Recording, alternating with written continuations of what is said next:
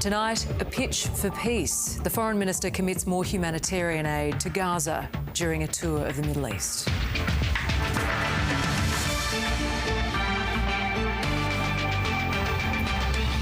Also tonight, chilling images released of the final moments before the Port Phillip jet crash. Stay or go? Families in Victoria's flood-prone communities weigh up their future. And a demon demolition at the Australian Open, while Storm hunts a spot in the third round.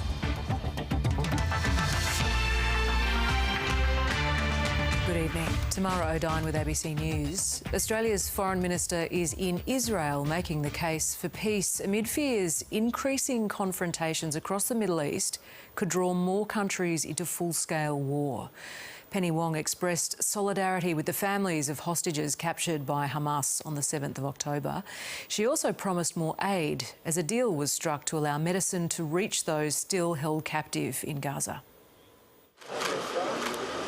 Australia's Foreign Minister visiting the Jewish state and a region in the midst of war to talk with power brokers and to hear from some of those who are suffering, relatives who face the agonising wait for news of their loved ones. Israel says 132 hostages are still being held inside Gaza. It was incredibly moving, and this 102 days has been just devastating for them, and I'm really grateful for that opportunity. Thank you very much. Penny Wong is now the most senior Australian official to have visited Israel since the October 7 Hamas attacks. She won't be visiting the southern towns where the massacres occurred, and the families of hostages want her to see their bullet-ridden homes. I hope that any world leader will come and visit and see it in his own eyes, because that's something no story can describe. Gaza's health authorities say the massive Israeli response to the Hamas attacks has so far killed 24,200 Palestinians and injured more than 61,000. While Penny Wong says she has raised the issue of a ceasefire in her Israeli meetings, it's unlikely her trip will contain any diplomatic surprises as she navigates growing hostilities from Israeli and Palestinian supporters both in this region and in Australia. Penny Wong's next stop in a whirlwind diplomatic tour will be the West Bank, even as war spreads from Gaza's shores to the Red Sea. A US coalition, which includes Australia, using missile diplomacy against the Houthis in Yemen, including fresh strikes on rebel targets today. The Iranian-backed rebels have been busy intensifying attacks on Red Sea shipping and turning this captured container ship into a mobile military parade ground. We say to our brothers in Palestine, you are not alone. We are here with you until the last drop of our blood. A standoff growing in the Gulf between war and peace. Alison Horn, ABC News, Jerusalem. Pakistan has become the third country to be hit by an Iranian attack in a few days. The reported strike follows attacks on Iraq and Syria as Tehran lashes out following a dual suicide bombing that the Islamic State group has claimed responsibility for. The United States has condemned Iran over its missile strikes on Iraq's northern city of Erbil, calling them reckless and imprecise. In response to the attack, Iraq has recalled its ambassador from Tehran. Back home, and the chilling final moments on board a military training jet that crashed into Port Phillip last year have been revealed. 2 men died in November's mid-air collision. Today, investigators shed some light on what went wrong. A catastrophic mid-air collision. This is the moment 2 jets came into contact over Port Phillip, damaging the Orange aircraft's right wing and sending it plunging into the bay. What we do understand much better now is the sequence of events that occurred, the relative manoeuvres that were conducted, and the relationship between the 2 planes. The Australian Transport Safety Bureau has released a preliminary report in its investigation of the November 19 crash, which killed pilot and owner of the aircraft Stephen Gale and cameraman James Rose, who was filming formation flying for an upcoming documentary series. What we need to understand is what was in play, what were the regulations, what was the planning that was done, and what fell through the cracks.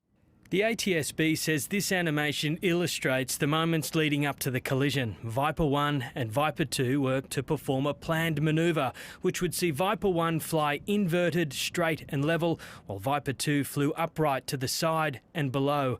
During an attempt of the manoeuvre, Viper 2 passed underneath Viper 1, a change to the pre-flight plan, but a move pilot Stephen Gale advised would provide a better filming opportunity. It was on the next attempt, when Viper 2 began to pitch up and bank left, the two aircraft's wings clipped. Once that's occurred, Viper 2 was very much uncontrollable and impacted the water really moments, 10, 15 seconds after that. Viper 1 escaped with minor damage and made it safely back to Essendon Airport. The report revealed Stephen Gale had almost 500 hours of experience flying the aircraft, and the two pilots in Viper 1 were also highly experienced. But the preliminary report does not attribute blame to any person. Investigators will now work through all the evidence they've collected before handing down a final report, and recommendations are made. We don't go into this looking for blame. There are other avenues that go through those types of, investigations. But an ATSB investigation is purely focused on safety. Safety recommendations, which could be up to 18 months away. Mike Lorrigan, ABC News, Melbourne. Victoria's Treasurer says he won't be giving in to the pay demands of paramedics who've threatened to go on strike if they don't get a wage rise in the next fortnight. Ambulance union members voted down an offer of a 3% pay rise and an $1,800 bonus each year. They want shorter night shifts, less incidental overtime and safer staffing levels in control rooms. The government is still locked in bitter pay negotiations with firefighters, police and V-line workers. Treasurer Tim Powler says while the ambulance union has raised genuine issues around workforce pressures, he won't be offering a pay increase above the government's wages cap of 3%. If I make a special exception for ambulance workers, then we have to do exactly the same for everybody else. Otherwise, quite frankly, it wouldn't be fair. We're heading into a situation where you may have police, fire, 000 Victoria and ambulance paramedics all taking industrial action at the same time. That's not a good place for the community, it's not a good place for the government, it's not a good legacy for the government. In the wake of last week's flood emergency in Victoria, some residents in regional river towns are calling for a long-term plan to shore up their beloved but flood-prone communities. While local authorities are working on a new study for mitigation, for one family, it's too late. These walls are full of memories for Rochester's Katie Wildman and her family, but it's time to move on. This is the first house I purchased. We adore this house, but we had to take out the emotion and think logistically and also financially. The Wildman's family home was gutted after the October 2022 floods, and they can't face another inundation. We just don't have it in us to go that step further to renovate our house.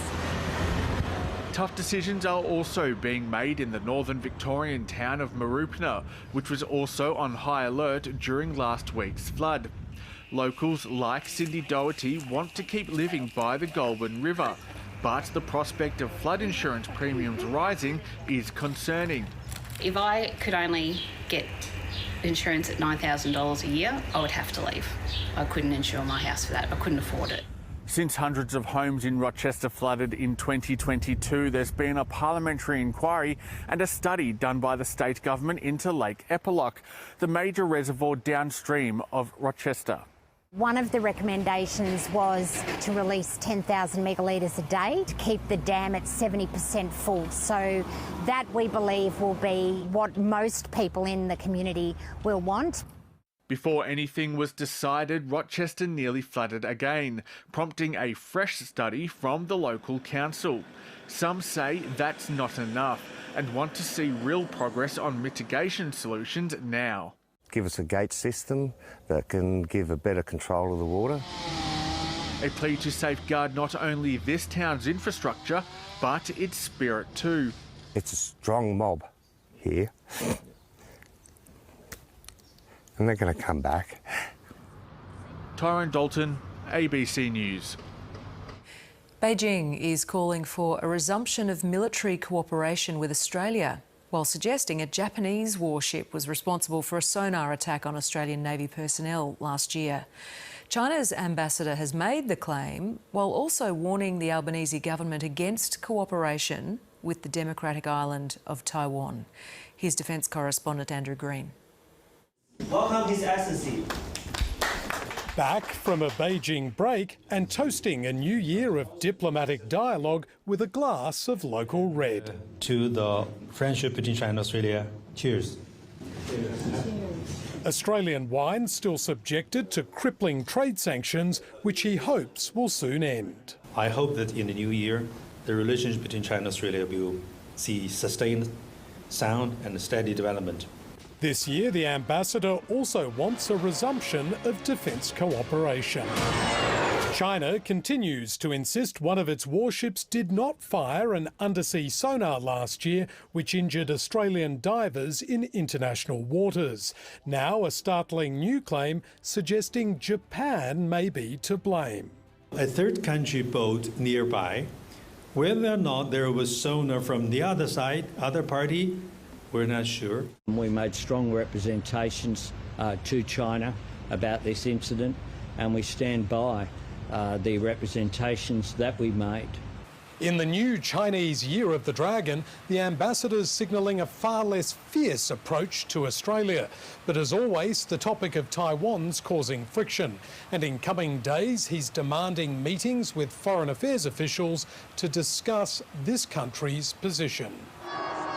China's particularly furious at the Albanese government's recent public statements congratulating Taiwan on its presidential elections. We are strongly opposed to such a statement. But he's denied his government offered a bribe to the tiny Pacific nation of Nauru, who this week switched diplomatic allegiances from Taiwan to Beijing. Andrew Green, ABC News, Canberra. Fresh from a win in the Iowa caucuses, Donald Trump has turned his attention to New Hampshire. This week's landslide victory propels him toward a rematch with US President Joe Biden in November. But his Republican rivals aren't giving up their fight to stop him from being the party's White House nominee. After his record victory in Iowa, a quick sprint to New Hampshire. A triumphant Donald Trump campaigning in the next state to have its say on who should be the Republican Party's presidential nominee. If you think that it was easy to get here tonight, you are wrong. On the way, Mr. Trump made a quick detour to New York for the start of a second defamation case stemming from E. Jean Carroll's claims he sexually abused her. But Donald Trump has found, and Iowa certainly seems to prove it, that his legal troubles are actually helping his campaign. Good morning! Ron DeSantis finished well behind in Iowa, but it was enough to keep alive the Florida governor's floundering campaign. They threw everything but the kitchen sink at me. Well, guess what? We punched our ticket out of Iowa yesterday. Nikki Haley was squeezed into third, but the former UN ambassador is polling well in New Hampshire. I promise you that our best days are yet to come. After Iowa, there's a real sense here that the race to become GOP nominee is now well and truly on. But that energy might not last long. Unless there's a significant upset, Donald Trump could soon have it all sewn up. Former Arkansas Governor Asa Hutchinson's exit after an embarrassingly bad showing in Iowa won't make a difference. But Vivek Ramaswamy is also out, and his votes could go Trump's way in New Hampshire. Yet another potential boost in his seemingly unstoppable campaign. Barbara Miller, ABC News. Coming up on 7:30 with Laura Tingle, the risky business of volcano tourism in Indonesia. It's not every day you can see a live active volcano. The risk of an eruption in an active volcano is never going to be zero. Udah bang, karena setiap perjalanan kayak setiap kemana aja kita pasti risikonya berbahaya, apalagi itu gunung aktif kan bang. Also, I'll speak to the Minister for Science, Ed Husic, about artificial intelligence. It's been revealed an Australian man accused of running an SMS scam allegedly sent more than 17 million messages to potential victims in a single week. Jiwan Su was arrested in the lead up to Christmas, with police finding 2 SIM boxes at his home in Sydney. They say the 39-year-old used the devices to run a phishing scam, sending texts that looked like they came from Australia Post and the toll road company linked. Jiwan Su is facing 2 charges, one of which carries a maximum sentence of 10 years in jail. He's been granted bail and is yet to enter a plea. The cost of putting your kids through school can really add up, and new data estimates the price tag for 13 years of public education can exceed $90,000. Disadvantaged families say they're struggling to afford basics like uniforms, shoes and access to the internet. It's back to school time, and for parents, costs are mounting. School shoes, I think they're $50, $60 per person. Well, I got 4 kids, so around $400 or $500. For us, it's about $1,000. We've found everything from pens to books to basic clothing is increasing daily. New data shows 1 in 4 parents are struggling to pay household bills because of back-to-school costs. The survey by Futurity, which sells education bonds, looked at expenses like uniforms, camps and computers. It estimated families will spend more than $90,000 putting a child through public school. It's double that at a Catholic school, and more than $300,000 at an independent school. The key thing with any school is our staffing costs, and predominantly teacher costs. About 70% of the cost of running any independent school will be salaries. And for the most needy, the situation is worse. Often families have to make impossible choices as to how to use their limited funds. Do I pay for those school essentials? Do I pay rent this week? Do I put petrol in the car? A Smith family survey found nearly 9 in 10 of its parents are worried about back-to-school costs. More than half fear their kids will miss out on digital devices because of the price, and 45% think they won't afford shoes or uniforms. Most schools will have policies around supporting parents going through some sort of financial hardship. Families can also reach out to charities for help. Alison Branley, ABC News. Even though 51% of all Australians will go through it, menopause is still something we're learning to get better at talking about. For women and gender-diverse people, stigma and misinformation are significant barriers to getting proper treatment, and it's not helped by the lack of GPs who feel confident prescribing medication. Lauren Roberts explains. There's no build-up to it or anything, it's just all of a sudden you feel like you're on fire. 64-year-old Corrine Pullman struggled with unpleasant perimenopausal symptoms for more than a decade before starting medication. It's just really an intense feeling of heat. And she's not the only person struggling during this phase. About 26% of women aged 45 to 64 had symptoms that were making it hard to do daily activities. The typical Australian woman reaches menopause at 51 and may experience weight gain, irregular periods, joint pain, difficulty sleeping, tiredness, mood swings, an overactive bladder and vaginal dryness. Experts say more needs to be done to break down stigma surrounding menopause. I think we need to celebrate the fact that when we get to menopause, we're incredibly wise, we know so much, and we've got a third of our lives to really live a great life in, rather than considering menopause as the end of everything. Dr Karen McGrath sees patients going through this phase and wants more education for GPs across Australia. I'd like to see improved education of health professionals at undergraduate level and at postgraduate level. And I'd like to see more emphasis on menopause in GP training. To minimise symptoms, she recommends that women eat a diet rich with leafy green veggies and calcium, quit smoking, cut down on alcohol and exercise regularly.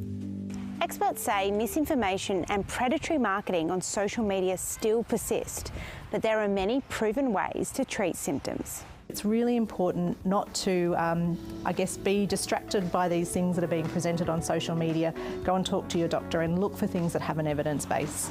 A time of change which experts say we need to talk more about. Lauren Roberts, ABC News, Darwin. Finance now, and China's population has shrunk for the second year in a row. Here's David Chow. Our biggest trading partner has given an update on how its economy is going, and it's a mixed bag. China's economy grew by 5.2% in the year to December, and while this meets the Chinese government's growth target, surprise, surprise, it's one of China's weakest economic updates in decades, apart from that huge downturn during the COVID years, which was then followed by a hefty, prolonged slump in its property market. Now, China's future isn't looking very young or sprightly. Although China scrapped its one-child policy years ago, its population is shrinking rapidly. Last year, 11 million people died in China, while only 9 million babies were born. This ageing population isn't great for China's economy, and it's not great for ours either. Meanwhile, it was another bad day for the All Ords, which slipped by 1/3% to its lowest level in a month. Evolution Mining plunged by more than 17% after it gave a weak trading update, and other mining stocks also fell. This comes after a sizable drop in gold and oil prices, while iron ore bounced back a little from its recent sell-off. And it's been pretty rough for the Aussie dollar, which in 2 weeks has dropped from 68 to 65.6 US cents. And it's mainly because the US greenback has gotten stronger, after a senior official from the US Federal Reserve told markets to basically get real and not expect rapid interest rate cuts this year. And finally, with the exception of Japan, it was pretty much red wherever you looked in global markets, with Hong Kong being the worst performer. And that's finance. A 16-year-old is the first player into the Australian Open's third round, with Russia's Mira Andreeva producing one of the tournament's major upsets. Australian qualifier Storm Hunter is also through, along with a ruthless Alex de Minaur. As the rain arrived at Melbourne Park, the Demon shone under the bright lights of Rod Laver. Oh, that's beautiful. The world number 10 steamrolling Italian Matteo Arnoldi, dropping just 6 games. And it's a demolition by the Demon. I thought I just had to be solid here, use the crowd, try to stay focused, and I'm very happy to get the win today. A second Aussie soon joined him in the third round, the world's top-ranked doubles player who had to qualify for the main draw. Hunter storms into the third round. This doesn't happen every day, so I'm super excited and enjoy it with you guys. I love playing in front of you. Earlier, a star was born, Russian teenager Mira Andreeva, stunning 6th seed Ons Jabeur in 54 minutes. And that will do it. What a performance from the 16-year-old. Has defeated her idol in straight sets. It's her first top 10 win and her first match back on Rod Laver since finishing as runner-up in last year's Junior Girls Oz Open final. I just feel like I am a bit more mature than I was before. You're only 16. Well, that's true, but last year I was 15, and so... Last night, Ayla Tomjanovic staged a fight back for the ages. There's the break. Down 4-1 and a double break to Croatian Petra Marcic, she rallied, reeling off 5 straight games to win the marathon standoff in just under 3 hours. 12 months ago, the 30-year-old went under the knife for a knee injury. Tonight was just a huge kind of reward that feels amazing, because you don't know every time when you're coming back from surgery if you'll come back. it's a gamble in a way. Jessica Stewart, ABC News. And the Australian Open was celebrating Indigenous culture today with art and performances for the tournament's annual First Nations Day. The event featured a smoking ceremony and dances as part of a packed cultural program. This morning, a group of young Indigenous tennis players trained at Margaret Court Arena under the supervision of 14-time Grand Slam champion Yvonne Goolagong-Cawley. The Wiradjuri tennis legend was also celebrating the 50th anniversary of her first Australian Open title and the growth of Aboriginal participation in tennis. I came along at a time when I was the only Aboriginal actually playing tennis. And before that, Aboriginals weren't allowed in clubs. You know, so we've come a long way. West Indies debutant Shamar Joseph has made a dream start to his Test career, removing Steve Smith for 12 in his first match as an Australian opening batter. Earlier, Pat Cummins and Josh Hazlewood took 4 wickets each as Australia bowled out the West Indies for 188 on day one of the first Test at Adelaide Oval. Steve Smith was made to wait in his first match as opening batsman. Pat Cummins surprisingly sending the visitors in to bat. That decision paid off, the captain finding a breakthrough in his very first over. Slightly for Lura taken. Cameron Green, that's why he's there. The skipper struck again in the first hour before Josh Hazlewood's 250th Test wicket put the home side well on top. Well, he's misjudged that one badly. The West Indies dug in after lunch, debutant Kavem Hodge showing patience. His innings came to an abrupt end on 12 as Hazlewood picked up another. Gone, just like that. Kirk Mackenzie scored his first half-century in Test cricket before falling the very next over. Hazlewood is having a day out here in Adelaide. Hazlewood and Cummins with 4 wickets each before a late surge frustrated Australia's attack. Debutant Shamar Joseph and Kemar Roach putting on a 55-run partnership for the final wicket. Oh, that's close. That's really close. It's been given. Steve Smith entered the field for his first bat as an opener, but Joseph's dream start continued, removing the veteran with his very first delivery. Beautifully done. First ball, first wicket. What a start. Marnus Labuschagne the next to go, Joseph with 2 key wickets for the visitors. And possibly could be involved. Yes, our plan has worked. He's done it again. Australia 2 down, but still on top, ahead of day 2. Cameron Slessor, ABC News. Time for the weather now. Here's Paul Higgins. And Tam, looking outside now, you would never know that we had a good soaking across much of the state overnight and today, although it certainly looked pretty threatening down near the Yugangs this morning. And it does look like we're going to be mostly dry for the next 7 days. Overnight, we had as much as 49 millimetres of rain at Wellora in the Western District. And since 9 a.m, with this rain moving through rapidly, it's been wettest in the northeast, 48 millimetres at Eurobin, 35 at Bright in the Ovens Valley. It was warmest in East Gippsland, where Mallacoota and Orbost shared 29 degrees.